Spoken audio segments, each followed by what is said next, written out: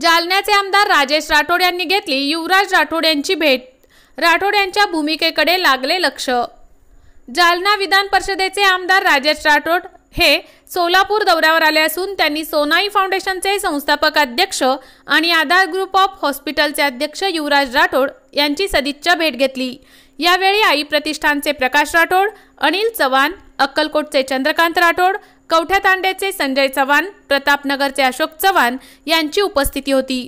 मागील काही दिवसांपूर्वी दक्षिण विधानसभा मतदारसंघाचे आमदार सुभाष देशमुख यांनी युवराज राठोड यांची भेट घेतली होती।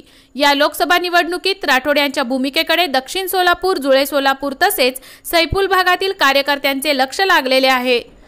पूर्वशमीचे राष्ट्रवादी काँग्रेसचे कार्यकर्ते असलेले युवराज राठोड हे गतवेळच्या 2019 ची विधानसभा निवडणूक दक्षिण विधानसभा मतदारसंघातून लढवले होते। त्यामुळे या भागामध्ये त्यांच्या असलेला संपर्क पाहता ते काय भूमिका घेतात याची उत्सुकता लागली आहे।